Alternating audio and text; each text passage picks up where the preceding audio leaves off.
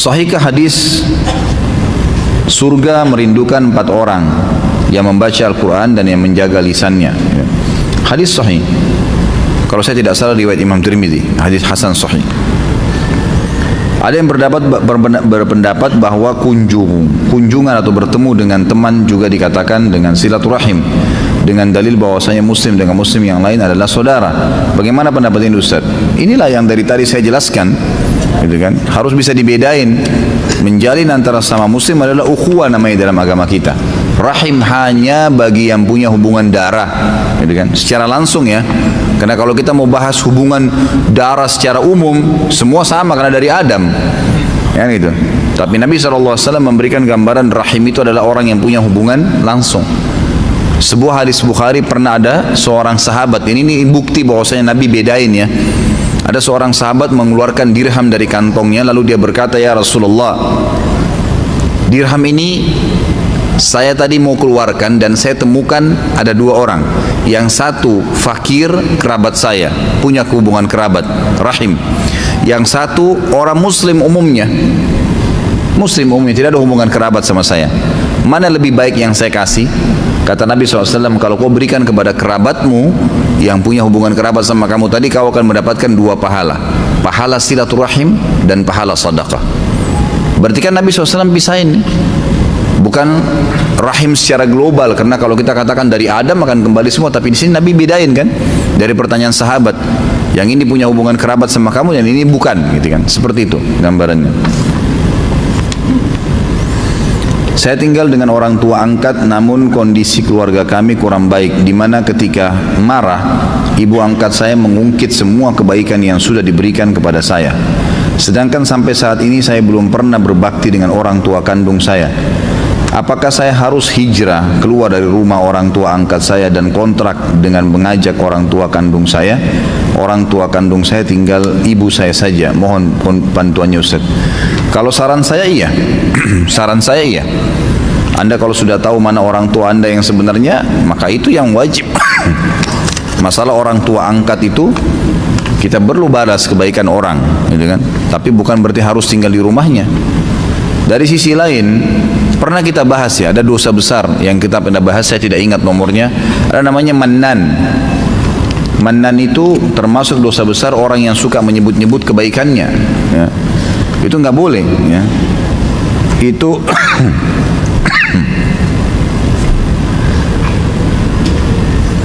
dosa besar ke-36. Kalau yang pegang bukunya di halaman 103, saya ingatkan kembali. Allah Subhanahu wa taala berfirman tentang tidak bolehnya menyebut-nyebut kebaikan. Jadi itu dosa ya, dosa besar. Saya sudah pernah bantu kamu, saya sudah 10 tahun berikan kamu beasiswa, saya sudah biayai kau dari kecil, nggak boleh.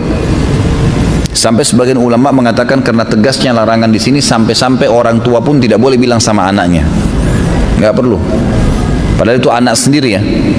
Apalagi kalau dibalik, anak bilang ke orang tuanya atau saudara bilang sama saudaranya, itu nggak boleh sama sekali. Kata Allah SWT, Allah menjelaskan dalam Al-Baqarah 264 penyebab dibatalkannya pahala bagi orang yang pernah bersedekah karena menyebut-nyebutnya. Kata Allah, a'udzubillahi minasyaitonir rajim, ya ayyuhalladzina amanu la tubtilu shadaqatikum bil manni wal adza. Al-ayah. Hai orang-orang yang beriman, jangan sampai kalian menghilangkan pahala sedekah kalian dengan menyebut-nyebutnya dan menyakiti perasaan si penerima.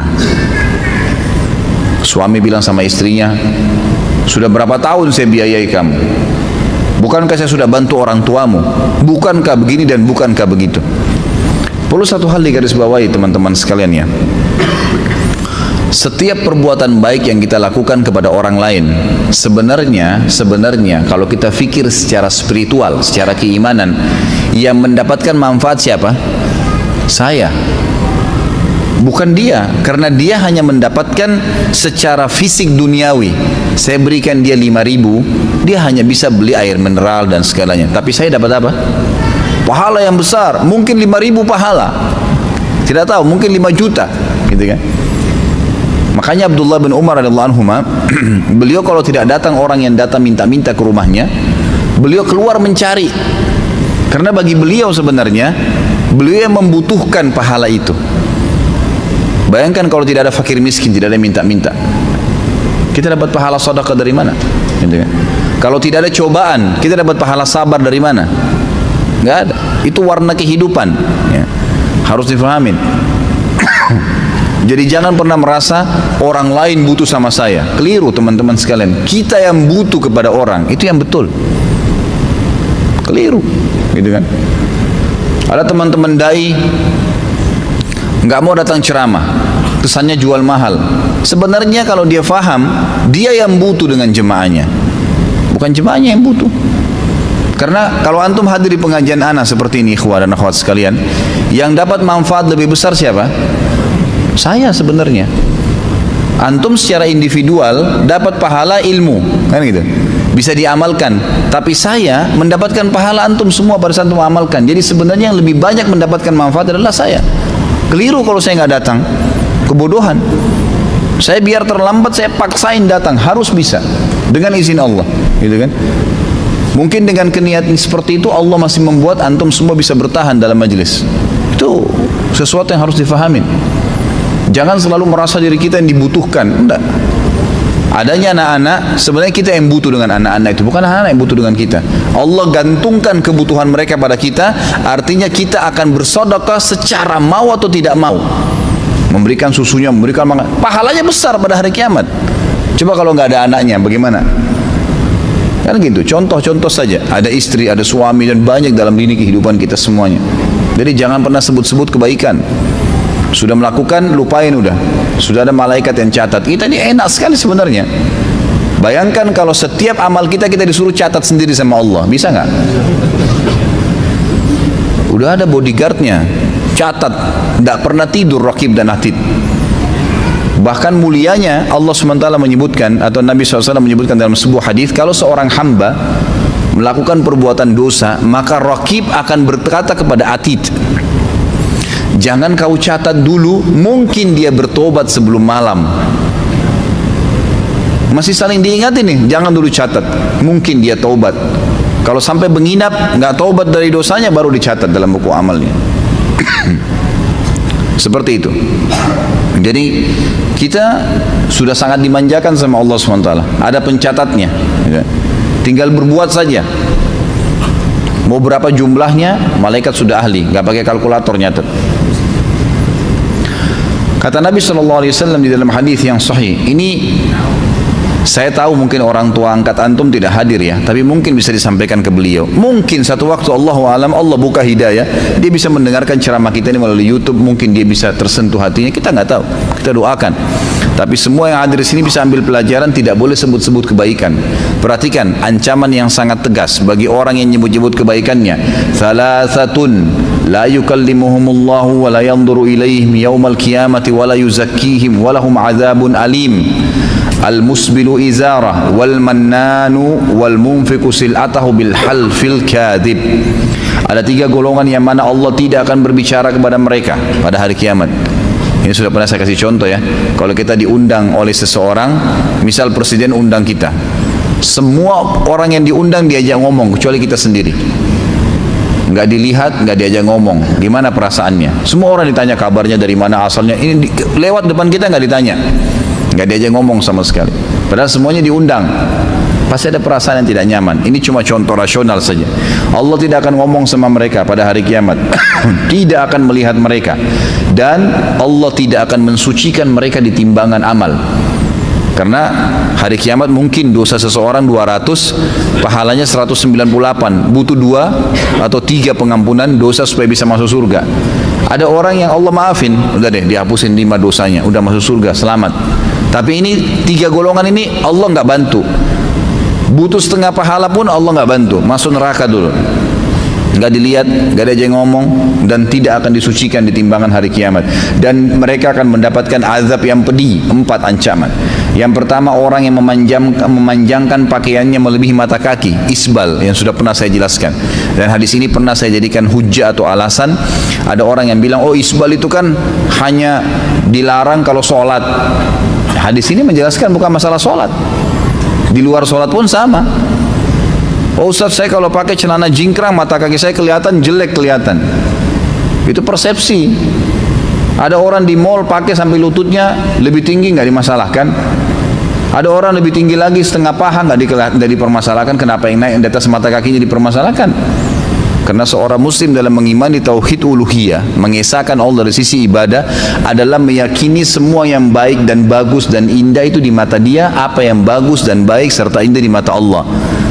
Yang buruk di mata dia adalah semua yang buruk di mata Allah. Sudah.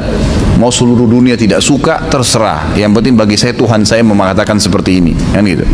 Itu namanya mengesahkan Allah dari sisi uluhiyahnya, penyembahan Allah secara murni.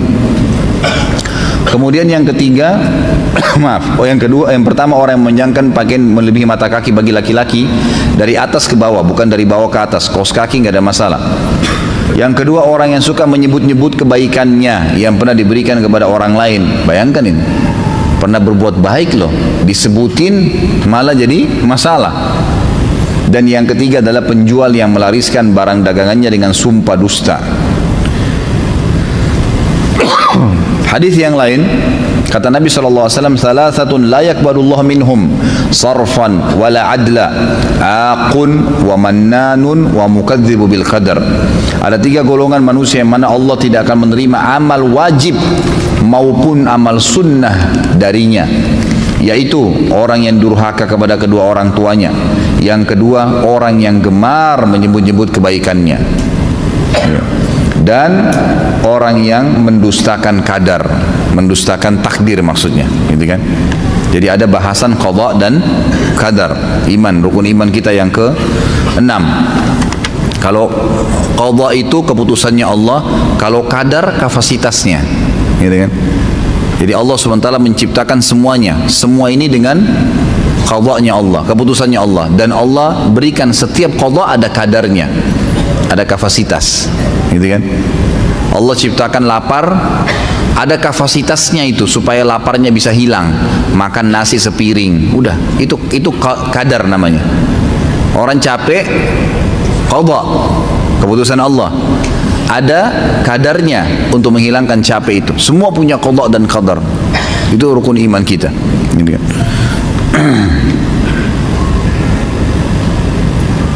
Ustaz, Anda mau tanya, tadi Ustaz menyebutkan bahwa sesama muslim tidak boleh mencela, merampas harta orang muslim, tapi Anda mempunyai kerabat yang suka sekali membuka aib dan menyebarkan aib keluarga Anda kepada orang-orang.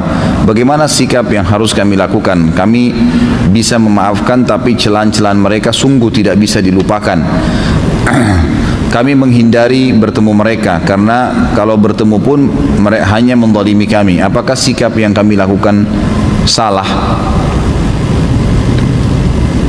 Baik, kalau ada orang-orang di antara kerabat kita yang jahat seperti ini, kita boleh menjaga batas atau membatasi hubungan, tapi bukan memutusnya.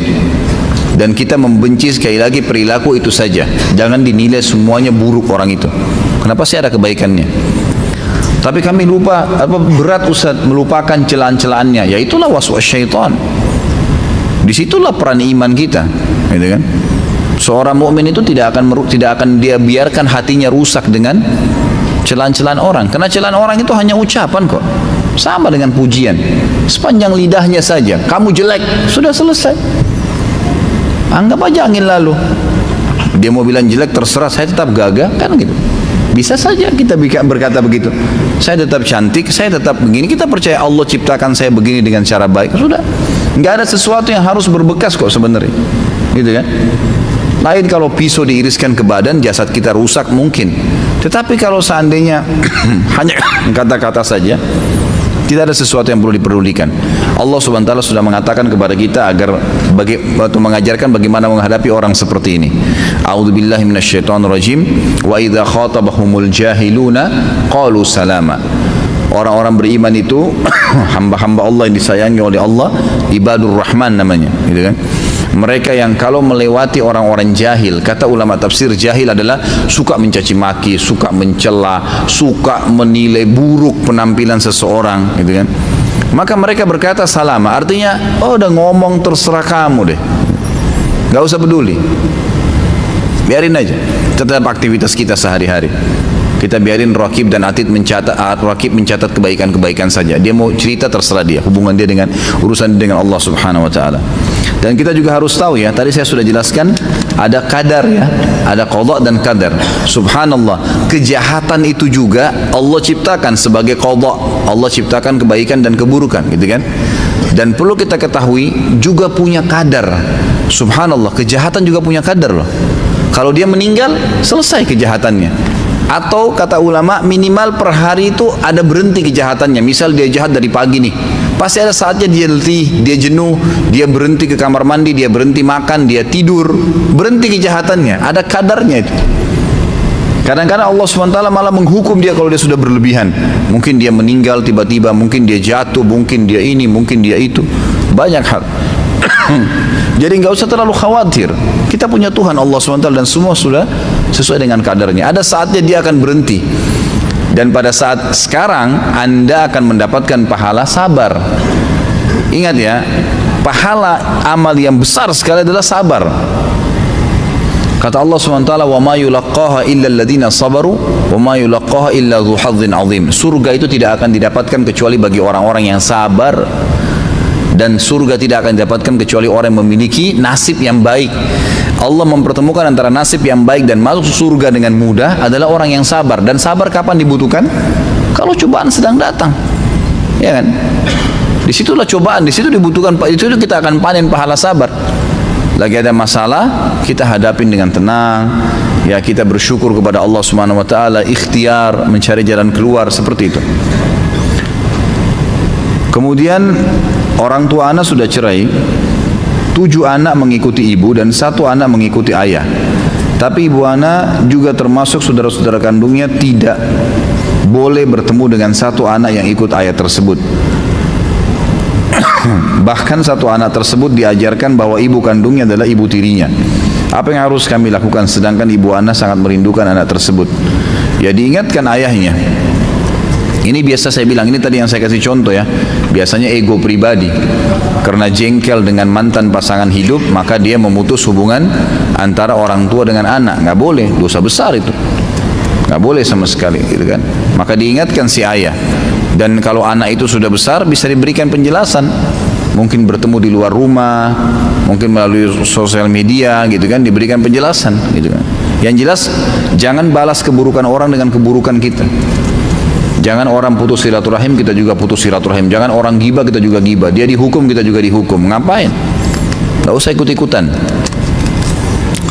Apakah ada hukum puasa Rajab 10 hari? Sama sekali nggak ada. Semua hadis tentang puasa Rajab lemah, bahkan maudhu.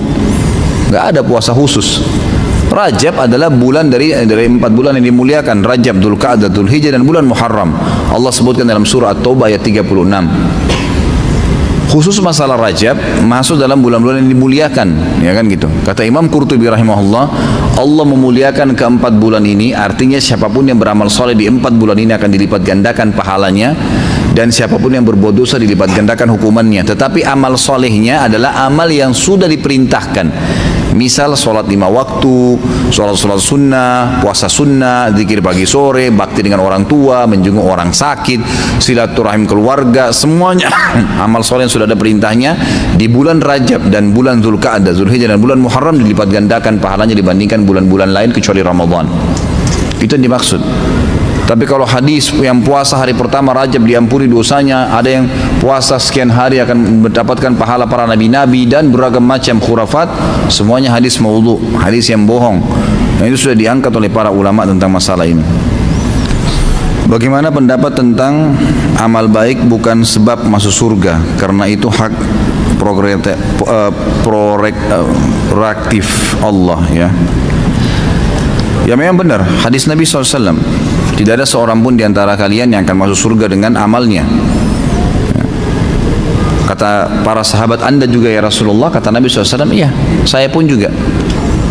Semuanya masuk dengan rahmat Allah SWT. Kalau ada yang bertanya, lalu untuk apa orang beramal? Ya untuk meninggikan derajat di surga, untuk fasilitas lebih baik, sebagai bentuk kepatuhan kepada Allah, diberikan pahala, nanti pahalanya akan meninggikan derajat dia. Tapi kalau masuk ke dalam surga dengan rahmat Allah Subhanahu wa taala, itu memang hadis sahih. Ana belum hafal zikir pagi dan sore, bolehkah ana membacanya dan bolehkah tidak berurutan? Boleh, nggak ada masalah. Boleh saja bawa bukunya, baca. Dan insya Allah kalau rutin dikerjakan maka akan boleh juga didengar, ya kan? Di radio kalau lagi di mobil, kalau di motor mungkin pakai headset dan seterusnya itu bisa. Apakah benar seorang laki-laki yang tidak sholat Jumat 3 kali berturut-turut harus mengulangi syahadatnya? Ini pendapat ijtihad ulama. Kalau dalil tidak ada. Kalau dalil tidak ada. Ini pendapat Imam Syafi'i rahimahullah yang mengatakan karena Jumat itu wajib, kalau orang meninggalkannya secara sengaja maka dia kufur, gitu kan. Tapi jumhur ulama mengatakan tidak. Hanya saja ya dia berdosa besar sebagaimana dia tinggalkan sholat. Tinggal dilihat kalau dia meninggalkan sholat 5 waktu atau Jumat jahdan karena membangkang terhadap hukumnya, ini kufur, ulangi syahadatnya. Tapi kalau dia takasulan, malas-malasan atau karena jahlan, maka ini tidak, disuruh taubat saja. Apa amalan wajib dan sunnah bagi orang tua yang bayinya baru lahir? Tidak ada yang kalau yang wajib sebenarnya akikah, ya, akikah bayinya di hari ke-7. Kemudian kalau anak laki-laki 2 ekor kambing, kalau anak perempuan 1 ekor kambing. Kemudian mencukur rambutnya dan menimbang dengan timbangan perak atau emas, lalu bersedekah dengan jumlahnya. Itu yang sifatnya wajib. Kemudian yang termasuk wajib juga kalau tidak salah itu memberikan nama yang baik. Dan itu di hari ke-7 semua. Jadi tumpahkan darah, menyembelih untuknya, kemudian memberikan nama yang baik. Sunnah mentahniknya. Tahnik itu mengunyah kurma sampai halus dan menempelkan di langit-langit, di bagian dalam gusinya, gitu kan. Maka itu nanti diisap oleh dia dan itu sedikit saja, gitu kan. Sedikit sekali, tiap hari boleh diberikan, itu bagian daripada sunnah. Yang saya tahu seperti itu. Kalau kita bicara ruang lingkup wajib yang lebih jauh, tentu masuk dalamnya pendidikan, nafkah, yang itu. Saya bicara tadi itu yang masalah kalau baru lahir bayi. Tapi kalau global, lebih global, maka pendidikan anak juga termasuk dalam kewajiban. Ustadz punya buku nama-nama baik untuk anak? Tidak ada sebenarnya. Sering saya bawa ya. Tapi malam ini kayaknya tidak terbawa. Kalau tidak salah yang saya bawa itu ada yang pesanan teman-teman masalah sifat sholat dan wudhu yang bergabung, yang bergambar itu dengan buku doa, dan saya tidak tahu ada buku apa lagi yang saya siapkan tadi. Tapi ada, buku itu ada buku khusus nama-nama baik, gitu kan, nama-nama anak soleh, kalau apa, pilihan nama-nama untuk anak soleh, terbitan Pustaka Ibnu Umar. Kalau mau dicari sendiri silakan, kalau enggak mungkin Rabu depan insya Allah saya diingatkan, mudah-mudahan saya bisa bawakan. Apakah seorang anak yang orang tuanya bercerai dan ia tinggal dengan ibunya sedangkan ayahnya tidak peduli atau meninggalkannya disebut yatim atau mustahik? Enggak disebutkan yatim, enggak masuk dalam yatim. Yatim khusus definisi bagi anak-anak yang belum balik dan ayahnya meninggal. Kalau masalah ayahnya bengkalikan kewajiban nafkah itu tidak dikatakan juga tetap yatim, karena hukum yatim sendiri ya. Hukum yatim sendiri. Orang yang mensponsori anak yatim akan seperti kata Nabi SAW, ana wa kafil yatim kahatini fil jannah. Saya dengan sponsor anak yatim seperti ini di surga. Artinya dekat sekali, gitu kan. Jari tengah dan jari telunjuk. Sebaik-baik rumah yang dalamnya ada anak yatim, siapa yang mengelus kepala rambut anak yatim maka setiap helai rambutnya diberikan pahala. Itu berlaku hanya bagi orang anak kecil yang belum balik, ya, kemudian ayahnya meninggal. Jangan antum sudah balik ngaku yatim, atau sudah nenek-nenek, kakek-kakek ngaku yatim. Ini nggak benar, gitu kan. Jadi setahu saya dia bukan yatim, tapi apakah dia mustahik? Maksudnya mustahik itu berhak untuk dibantu? Jawabannya iya, mustahik. Ya, dia pantas untuk dibantu. Bahkan kalau dia dan ibunya tidak mampu, maka dia masuk dalam mustahik menerima zakat. Boleh menerima zakat mal. Bolehkah kita merapikan jenggot atau memotong sedikit? Ini sering ditanya ini. Kenapa harus dipotong? Beratkah? 1 lembar 10 kilo? Enggak, biarin aja, enggak apa-apa. Semisal awalnya kita di dalam masjid, terus kita ke toilet, lalu wudhu, lalu masuk masjid lagi. Apakah kita perlu sholat tahiyat masjid? Asalnya sholat tahiyat masjid itu hukumnya sunnah, gitu kan? Sunnah. Kalau antum sudah kerjakan awal pada saat masuk, kayak ini majelis ilmu, kemudian berhalangan butuh kamar kecil, kemudian anda keluar wudhu lagi, masuk masjid tidak perlu tahiyat masjid, cukup 1 kali. Pertama hukumnya dia sunnah dan cukup dengan satu kali. Bahkan tahiyat masjid gugur hukumnya kalau antum datang masjid sudah ada sholat yang lain seperti sudah diiqamahkan salat wajib, maka sudah tidak lagi tahiyat masjid, karena intinya sebelum duduk di masjid dianjurkan menghormati dengan sholat. Sunnahkah atau wajib? Sama. Ketika kita sedang sholat di depan kita ada anak kecil yang sedang bercanda, bolehkah kita menegurnya? Menegur seperti apa nih anak kecil lagi sholat? Saya nggak habis pikir bagaimana caranya kira-kira ditegur. Kalau yang saya tahu dibiarkan, karena Nabi SAW membiarkan Hasan dan Husain bermain di punggung beliau, gitu kan? Sampai mohon maaf, sampai para sahabat waktu Hasan dan Husain sedang bermain di punggung Nabi SAW dan lama sekali sujudnya, sampai para sahabat mengatakan kami mengira terjadi sesuatu pada Nabi SAW, maksudnya beliau meninggal. Ternyata setelah salam baru kami sadar dan kami lihat ternyata di punggungnya ada Hasan dan Husain. Malah beliau biarkan SAW, jadi nggak usah ditegur. Kalau sedang sholat ya, kalau baru mau sholat itu boleh diingatkan. Malah lebih baik kalau diamankan, kecuali kalau tidak ada tempat lain. Saat ini saya sedang menunggu kelahiran putra pertama saya. Semoga insya Allah Allah mudahin ya. Insya Allah rencananya putra saya akan beri nama Khalid, seperti nama antum Ustaz. Yang ingin saya tanyakan, arti lengkap dari nama Khalid apa Ustaz? Kemudian menurut huruf kha atau ha gitu. Syukran atas penjelasannya. Mohon doanya semoga putra saya kelak mempunyai pemahaman ilmu agama yang luas seperti antum, dan kelak dengan ilmunya dapat bermanfaat kepada orang lain. Amin insyaAllah. Mudah-mudahan lebih dari saya tidak ada apa-apanya. Orang lagi nuntut ilmu, saya sedang belajar. Saya datang cuma bacain kitab saja di sini. Kalau Khalid dari khalada yakhludu, yang artinya sebenarnya kekal, ya, yang artinya kekal. Dan ada sahabat yang menggunakan nama ini, Khalid bin Walid yang masyhur, gitu kan?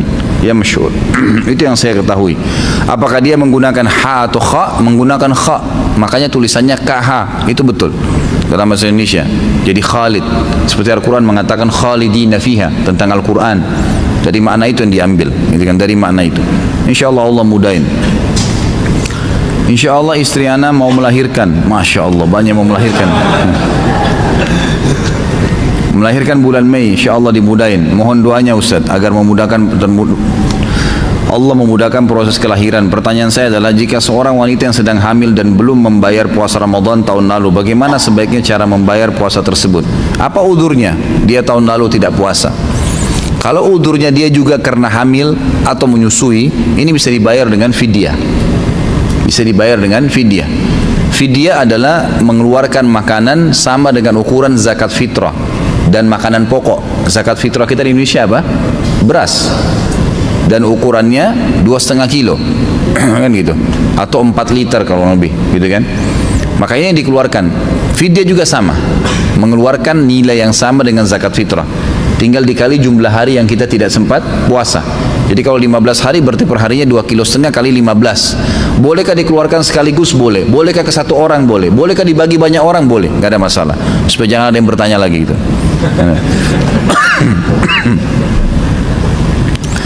Lalu bagaimana kalau dia kemarin tidak ada udurnya Ustaz, hanya kebetulan memang menunda-nunda saja dan sekarang lagi hamil? Maka dia puasa, berusaha.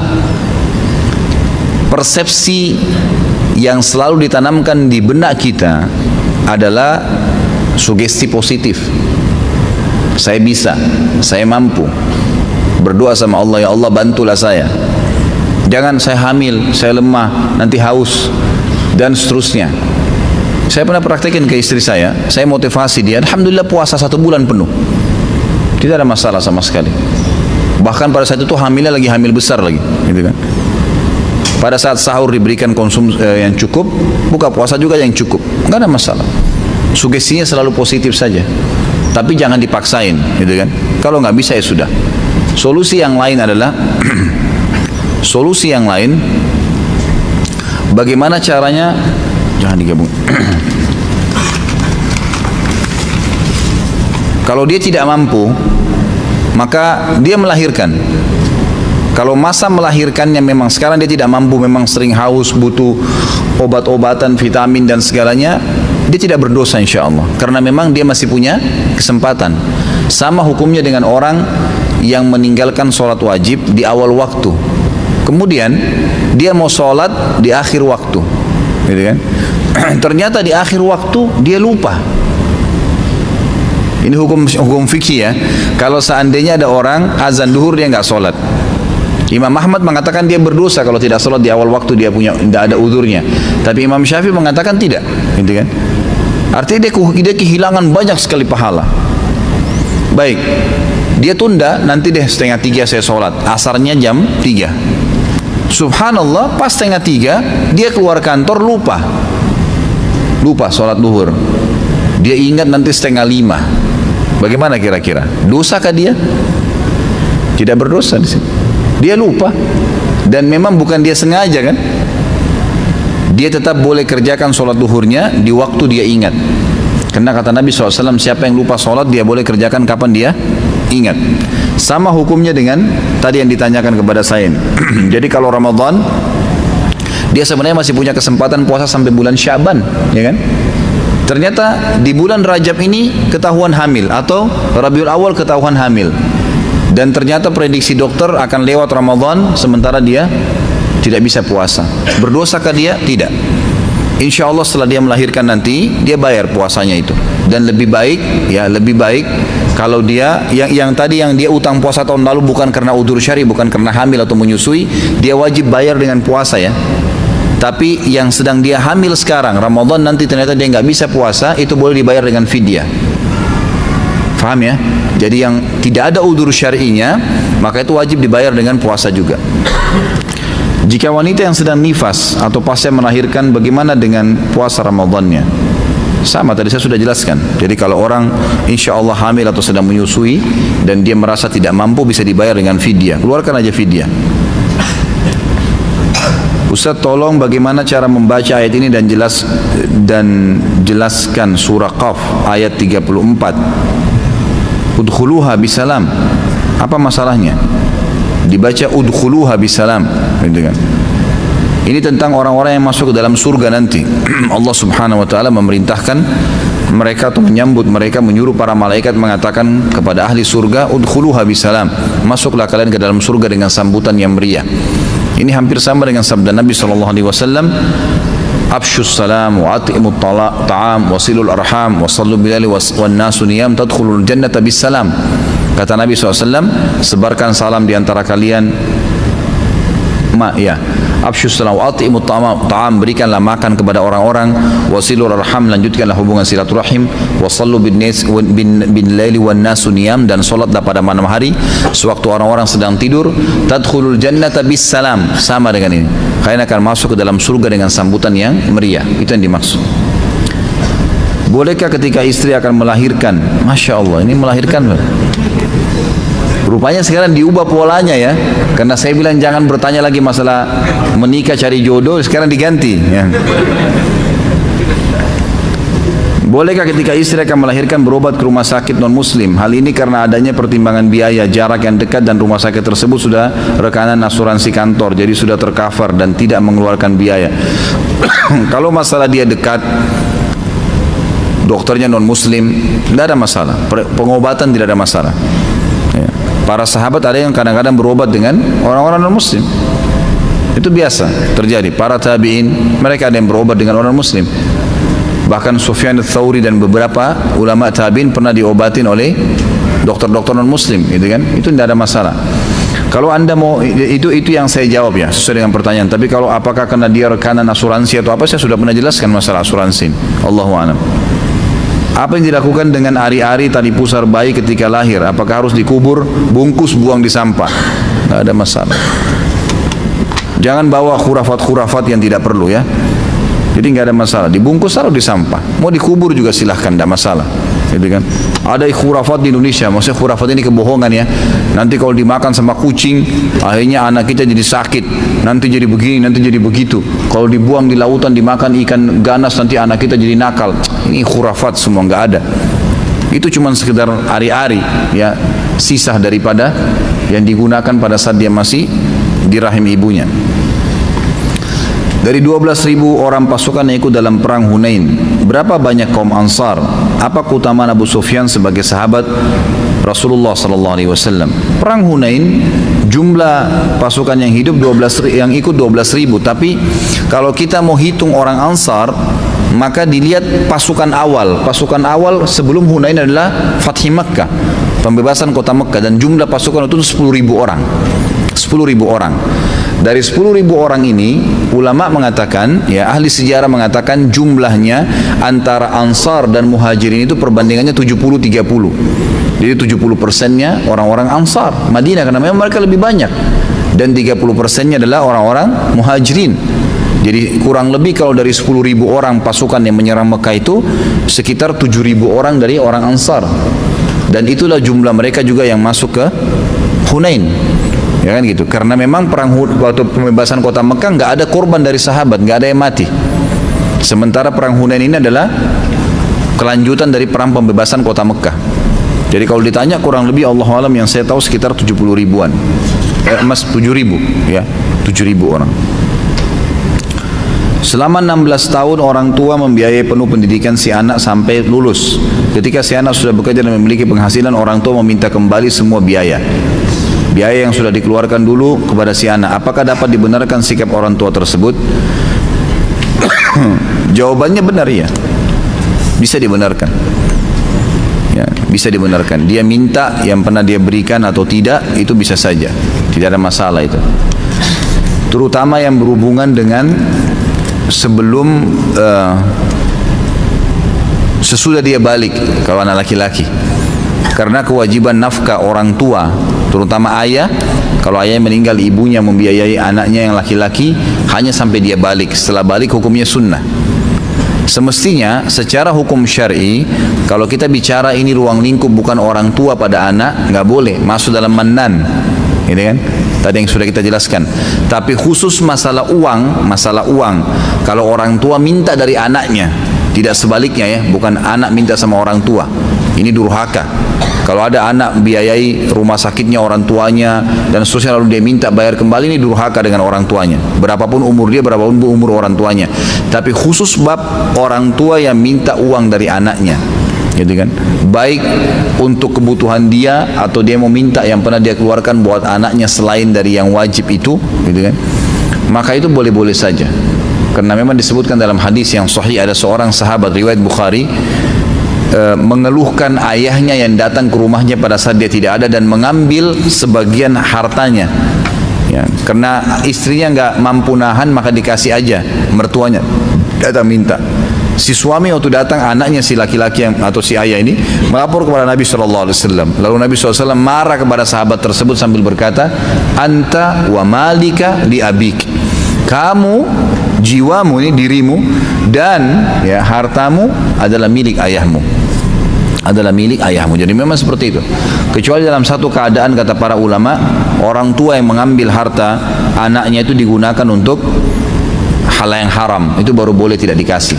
Tapi kalau selama tidak, maka mereka punya hak. Apakah ain itu? Ain penyakit mata. Ain artinya mata. Kata Nabi SAW, innal aini lal haq. Mata itu, penyakit mata itu benar ada. Penyakit mata dalam agama kita termasuk membutuhkan ruqyah, pengobatan dengan ruqyah. Disebabkan karena hasud. Jadi orang kalau membiasakan hatinya, naudzubillah, dengan iri, dengan dengki, itu bisa berpengaruh kepada pandangan matanya. Ciri-cirinya, ya kalau ini ada pada antum harus bertobat kepada Allah. Ya, bertobat agar Allah hilangkan. Setiap kali lihat ada orang punya kelebihan, pasti dia dengki. Walaupun lisannya tidak mengucapkan itu. Ada orang pakai mobil lebih bagus, kenapa ya? Gitu kan? Iri. Ada orang lebih baik kerja, ada orang lebih memiliki kelebihan fisik. Ini semua bahaya, bisa menyebabkan penyakit ain. Makanya kata Nabi SAW, kata kuncinya jangan lihat kepada orang yang di atas kalian, tapi lihatlah orang yang di bawah kalian, karena itu akan memudahkan kalian mensyukuri nikmat Allah. Karena sudah disyukurin maka akan ditambah oleh Allah SWT. Dan ingat, Allah dengan kemahaadilannya sudah menentukan rezeki masing-masing. Jangan pernah cemburu dengan orang lain. Tidak perlu cemburu dengan orang lain. Sudah begitu Allah aturkan, gitu kan? Kata Allah SWT, am yahsuduna an-nasa ala ma atahumullah min fadli. Apakah mereka menghasuti orang-orang yang telah Allah berikan karunia dari sisinya? Untuk apa? Gitu kan? Tidak perlu. Allah SWT yang menciptakan sesuai dengan jenjangnya masing-masing. Kenapa Harut dan Marut mengajarkan sihir? Ini khilaf di antara ulama tentang kisahnya sebenarnya, gitu kan? Khilaf di antara ulama tentang kisah Harut dan Marut. Tapi ada riwayat yang dinukil, gitu kan? Saya juga insya Allah akan memastikan kembali riwayat itu. Tapi yang jelas dinukil bahwasanya Harut dan Marut meminta kepada Allah Subhanahu Wa Taala untuk diberikan hawa nafsu seperti manusia. Lalu Allah SWT mengatakan kalau kalian diberikan nafsu maka kalian akan melakukan kerusakan nanti. Tapi karena mereka minta, akhirnya Allah SWT berikan mereka turun di muka bumi, lalu mereka tidak bisa mengontrol itu. Makanya pada saat orang-orang datang ingin belajar sihir kepada keduanya, gitu kan, mereka berdua berkata, kami adalah fitnah, jangan kalian kufur. Innama nahnu fitnatun fala takfur. Kami ini fitnah, kami sudah terlanjur salah jalannya awal. Jangan ikut-ikut, jangan kalian kafir dengan perbuatan ini. Itu yang saya ketahui, Allahu a'lam. Jadi karena mereka tidak bisa mengontrol itu ya, tidak bisa mengontrol hawa nafsu mereka, mereka melakukan perbuatan-perbuatan yang salah. Apakah kemoterapi atau pengobatan dengan laser termasuk kai, pengobatan besi panas? Allahu a'lam, saya tidak bisa pastikan itu ya. Tapi kai adalah besi panas yang ditempelkan. Dan di zaman Nabi SAW biasanya pedang. Memang dipanasin kemudian disentuhkan di telapak kaki atau di anggota tubuh yang memang terasa sakit yang sudah lama. Itu kan, itu disentuhkan diangkat, disentuhkan diangkat. Itu salah satu pengobatan. Dan ini juga khilaf di antara ulama. Ada hadis yang melarang memakruhkannya, ada hadis yang membolehkannya. Allahu a'lam. Tapi saya tahu di Madinah sampai hari ini masih digunakan. Ada beberapa suku-suku Arab yang menggunakan metode itu. Tapi apakah kemoterapi itu termasuk kai? Kalau kita lihat metodenya agak beda ya. Karena kai itu memang besi panas yang disentuhkan ke badannya, gitu kan. Haruskah tetap menjaga silaturahim dengan keluarga mantan istri atau mantan suami? Apakah kepada mereka tetap dianggap ada hubungan silaturahim? Kalau mertua, ya itu ya, karena tidak ada mantan mertua. Sekali kita sudah menikah dengan anaknya maka dia akan jadi mahram, kan gitu. Tidak boleh lagi mantan anak mantu, tidak boleh nikah dengan mantan mertuanya. Bisa nggak? Nggak boleh. Si A cerai dengan istrinya si B, selesai, habis masa iddah, bukan mahram lagi. Apakah dengan dia cerai sama istrinya tadi, dia boleh nikah dengan ibu mertuanya? Nggak boleh, karena ini sudah mahram. Sebagian ulama yang lebih kuat mengatakan mereka mahram abadi. Jadi tetap silaturahim, biasa saja. Telepon, tanya kabar, tunjukkan kebaikan-kebaikan, gitu kan. Maaf, pertanyaan menyangkut haji. Baiklah, kita terima karena ada maafnya. Tapi jangan lagi nanti minggu depan pakai maaf semua. Bolehkah kita menabung untuk dana tabungan haji dengan keuntungan yaitu kita sudah didaftarkan antrian haji? Ya tergantung ya, saya tidak tahu seperti apa proses tabungannya. Apakah Anda tabung sendiri, tabung di perbankan? Perbankan pun kalau jelas perbankan konvensional ribawi, nggak boleh ya. Kalau ada yang bertanya lagi masalah hukum bank ribawi, jelas haram, nggak boleh. Nggak mungkin saya mengatakan iya halal, buka aja rekening, nggak mungkin. Saya nanggung konsekuensi hari kiamat di neraka. Ngapain Anda yang menikmatin kemudian saya yang disiksa, gitu kan. Kalau dia buka di bank syariah, itu umum-umum saja, tabung, gitu kan, tidak ada masalah. Bagaimana caranya bisa naik haji bersama ustadz ataupun dengan ustadz sunnah yang lain? Daftar, ikut, gitu. Silahkan.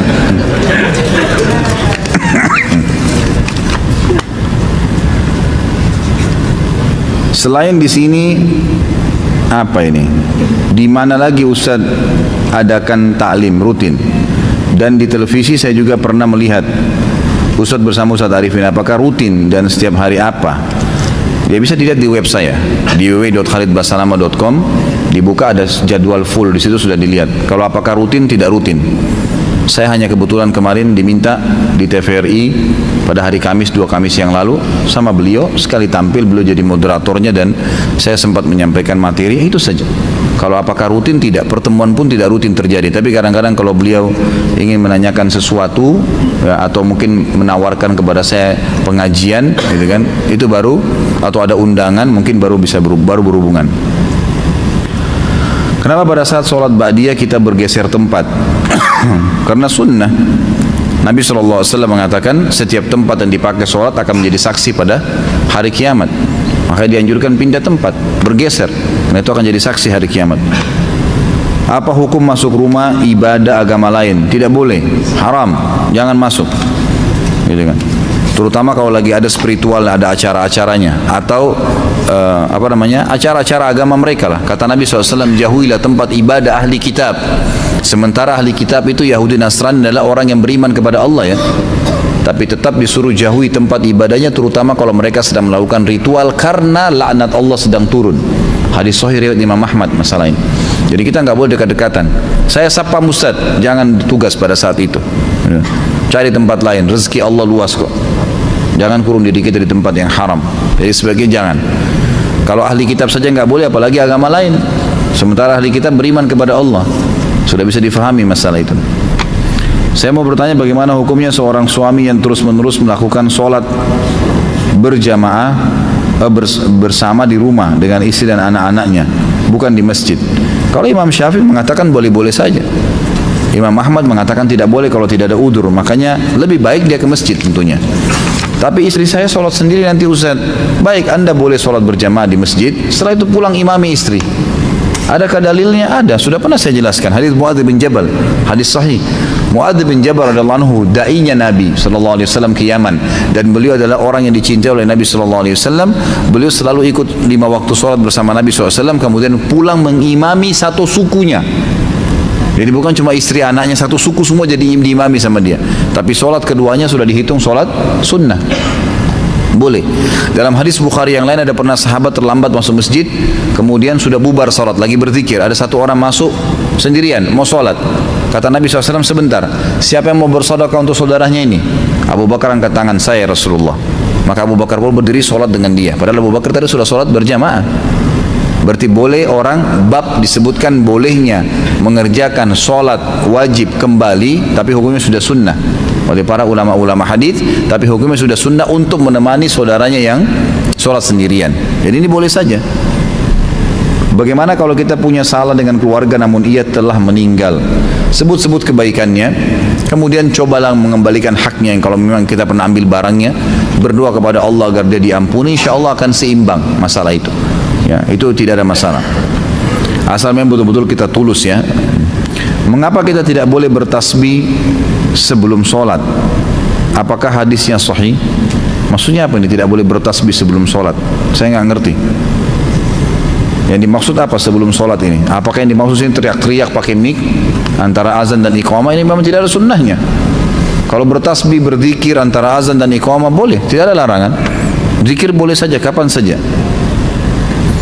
Apakah budak hanya didapat dari perang? Bagaimana dengan Salman Al-Farisi datang dari Persia untuk mencari Nabi SAW, namun tertawan jadi budak? Saya tidak pernah tahu kalau Salman Al-Farisi ini pernah masuk dalam kategori budak. Dia hanya sekedar menuju ke Madinah, kemudian waktu saat dia bertanya, lalu kemudian orang tunjukkan kota Madinah dan dia masuk. Yang saya tahu Salman radhiyallahu anhu adalah orang yang bebas masuk ke Madinah tanpa tawanan. Ada mungkin beberapa riwayat yang menyebutkan masalah ini, tapi saya tidak tahu kesahihannya. Kalau budak bisa didapatkan dari peperangan, bisa juga didapatkan dari pasar. Karena kalau sudah jihad berkumandan banyak seperti di zaman Nabi SAW, kalau kita rentet sejarah kehidupan Nabi SAW selama 10 tahun di Madinah, kalau kita ratakan semua selama 10 tahun dengan jumlah pasukan yang Nabi SAW utus, itu hampir per 2 bulan atau 3 bulan sekali pasukan jihad keluar. Selama 10 tahun ya. Ini yang banyak umat Islam lalaikan ini, tidak pernah berjihad. Di zaman Nabi SAW itu kalau 10 tahun di Madinah, mulai hijrah masuk di Madinah tahun pertama sampai beliau mau meninggal, itu hampir kalau direntet sejarahnya dihitung, kurang lebih diakumulasikan, hampir per 2 bulan atau 3 bulan sekali pasti pasukan jihad keluar. Baik pasukan besar beliau pimpin sendiri atau pasukan-pasukan kecil yang beliau utus. Nah ini mengundang ghanimah, harta rampasan perang. Maka yang jadi di pasukan musuh akan menjadi budak. Ini bisa jadi hak orang yang sedang berjihad, kemudian bisa diperjualbelikan sama dia. Biasanya ada pasar perbudakan, diperjualbelikan. Jadi ada 2 sumber yang bisa didapatkan. Tapi dianjurkan tentu setiap muslim kalau punya budak untuk membebaskannya. Makanya kata Nabi SAW, bebaskanlah para budak Allah SWT juga selalu hubungkan dengan hukum syar'i, fatahrirur raqabah, seperti orang berhubungan suami istri di siang hari Ramadan. Apa kafarahnya? Bebasin budak, kan gitu. Kalau nggak punya, puasa 2 bulan berturut-turut. Kalau nggak bisa, baru memberikan makan 60 orang miskin, gitu kan. Jadi kita lihat pembebasan budak. Kalau ada orang membunuh orang lain tanpa sengaja, maka hukumnya adalah pembebasan budak. Orang bersumpah salah, sengaja atau tidak sengaja, maksud saya sengaja bersumpah atas nama Allah, kemudian dia bertaubat, pembersihannya, kafaranya membebasin budak, atau atau berpuasa 3 hari berturut-turut, atau memberikan makan 10 orang miskin. Jadi memang budak dalam Islam itu ada dihubungkan dengan hukum syari, dan sudah pernah saya jelaskan masalah ini. Fadilah salat rawatib 12 rakaat apa? Lalu dimulai dari mana? Apa dari isya atau subuhnya? 12 rakaat fadilahnya tentu banyak. Ya, ada beberapa hadis, diantaranya hadis sahih, siapa yang menjaga 12 rakaat sehari semalam, Allah akan bangunkan baginya istana di surga. Ibnu Umar mengatakan, saya menghafal dari Nabi SAW 10 rakaat sehari semalam. Jadi khilaf di antara ulama antara 10 dan 12, tapi yang lebih kuat adalah 12 rakaat. Kalau dimulai dari mana tidak ada masalah, dimulai dari mana. Yang jelas dia 2 rakaat antara azan dan iqamah subuh, 4 rakaat sebelum duhur, 2 rakaat sesudah duhur, 2 rakaat sudah maghrib, 2 rakaat sudah isya. Dalam bermurabahah, barangnya harus kita miliki secara utuh, fisik, atau sebatas ada tanda bukti secara hukum sudah berpindah ke pemilikan, baru bisa kita jual beli. Setahu saya yang penting ada bukti, setahu saya, gitu kan? Setahu saya ada bukti. Ada tanah saya di Surabaya, saya mau jual. Saya jual kepada teman saya di Jakarta. Baik, saya jual tanah sana ya, luasnya sekian. Teman saya tidak lihat tanah itu. Saya cuma lihatin sertifikat ini, sertifikat tanah ini luasnya sekian, lokasinya di sini. Baiklah, saya tidak lihat tanah tersebut karena tanah sudah masyhur, orang tahu, maka ditandatanganin, dibuat surat kesepakatan di notaris. Sudah sah, nggak ada masalah. Teman saya sudah boleh menjualnya kepada orang lain, gitu kan? Yang tidak boleh ditransaksikan tanpa dilihat itu emas, ya. Kalau emas, perak, ya, Nabi SAW mengatakan yadan biyad, mithlan bimithl, tangan, cash, kasih uang, ambil barang. Ini kasih uang, emasnya sebentar ya saya ambilin, nggak boleh. Uangnya taruh sini, bawa emasnya saya bayar, harus begitu. Kalau enggak berarti melanggar hukum agama. Saya baru mengenal sunnah. Sebelum mengenal sunnah, setiap puasa Ramadan saya banyak yang batal. Dan sekarang saya lupa berapa jumlah hutang puasa saya. Apa yang saya harus lakukan apabila lupa jumlah hutang puasa? Ini sama dengan kalau lupa jumlah rakaat sholat. Kalau antum ragu 3 atau 4 ya, kita pilih yang mana? 3, yang lebih sedikit. Seperti itu. Kalau puasa Ramadan, kata ulama dibalik. Maksudnya diambil secara hukum hampir sama sholat, tapi dibalik. Kalau sholat dipilih yang lebih sedikit, kalau sholat itu dipilih yang lebih sedikit, kalau puasa dipilih yang lebih banyak. Misal puasa saya 15 hari atau 17 hari ya, pilih 17 hari yang lebih banyak, berjaga-jaga. Karena hikmah syar'inya, kata Nabi SAW masalah sholat, kalau dia lupa 3 atau 4, kemudian dia pilih 3 dan ternyata itu sudah 4, maka berarti dia sholat 5 rakaat dan target 4 rakaat terpenuhi, kan gitu. Kalau dia pilih 4 rakaat, kata Nabi SAW, ternyata baru 3, maka sholatnya belum sempurna karena baru 3 rakaat yang dia kerjakan, kan gitu. Sama halnya dengan puasa. Kalau kita pilih 15 atau 17, kita pilih 15, ternyata masih ada 2 hari yang kurang, maka harus dibalik dari kasus. Tapi hukumnya hampir sama dengan sholat tadi, cuma bedanya kalau sholat memilih yang lebih sedikit, kalau ini memilih yang lebih banyak. Apakah kalau tidak membayar utang puasa kita tidak bisa masuk surga? Itu alasannya kenapa tidak bayar puasa dulu. Kalau alasannya tidak bayar puasa karena memang membangkang dengan hukumnya, Allahu alam, itu rukun Islam, bisa sampai pada tingkat kufur.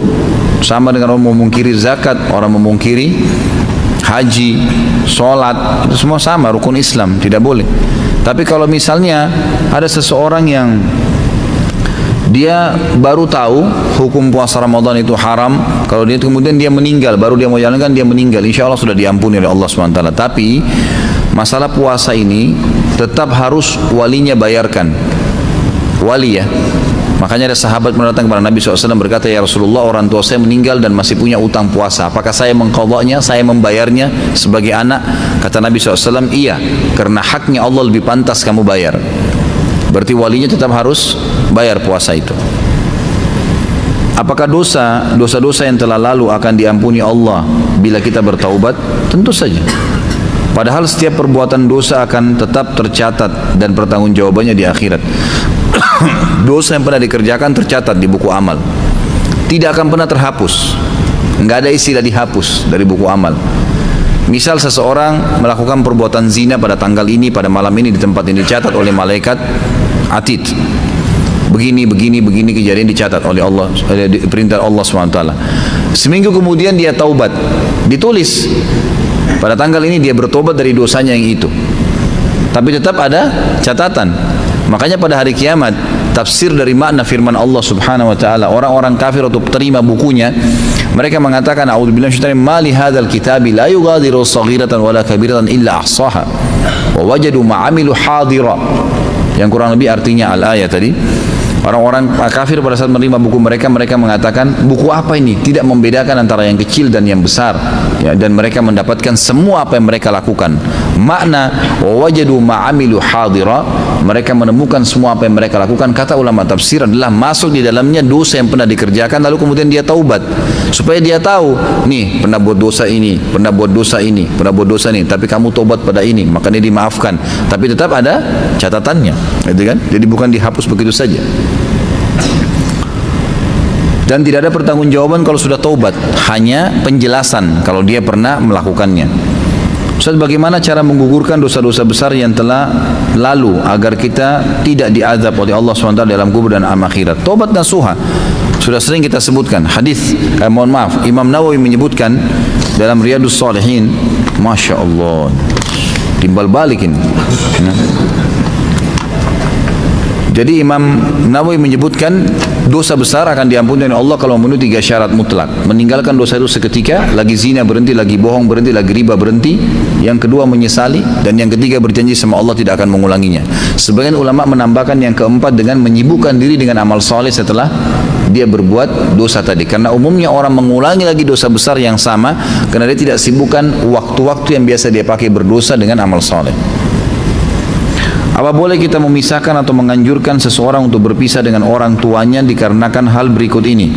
Apabila orang tua dari orang tersebut kafir dan ada kekhawatiran akan mempengaruhi sang anak karena anak tersebut baru memeluk Islam, enggak perlu, enggak usah. Malah ajar dia agama Islam membolehkan kau silaturahim, tuntun dia agama yang benar, jangan malah dipisahin, enggak boleh.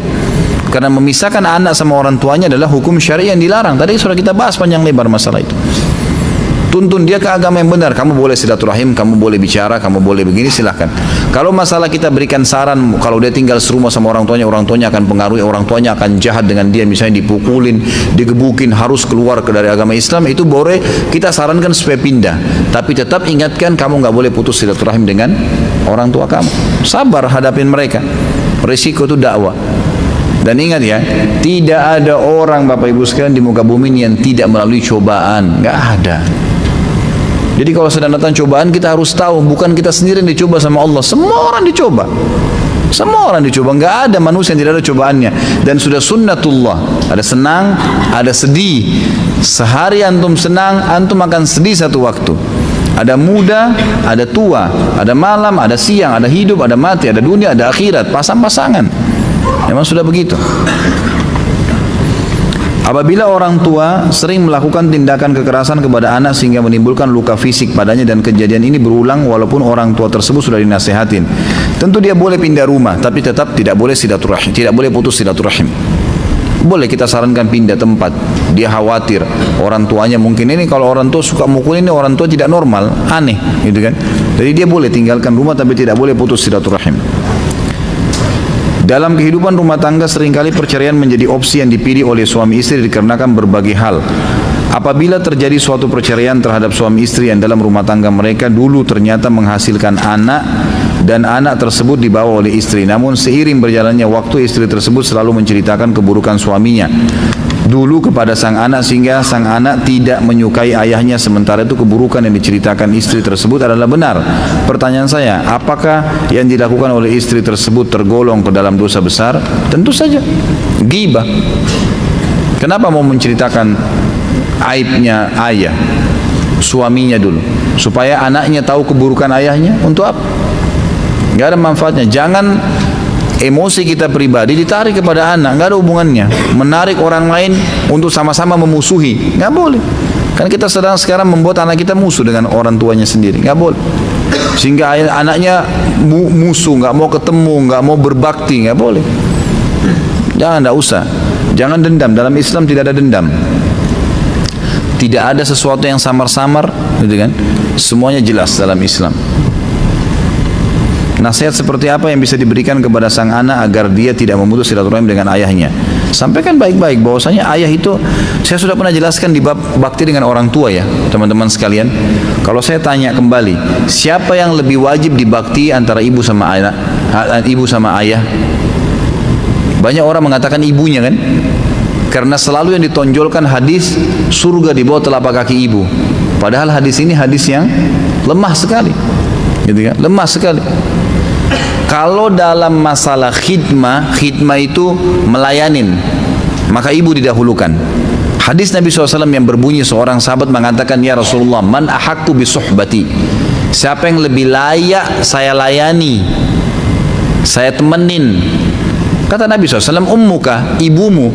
Yang anak ini maksud adalah antara ibu sama ayah, siapa yang saya dahulukan dalam melayani? Kata Nabi SAW, ibumu. Siapa lagi Rasulullah? Ibumu. Siapa lagi Rasulullah? 3 kali ibumu. Lalu yang keempat baru dikatakan ayahmu.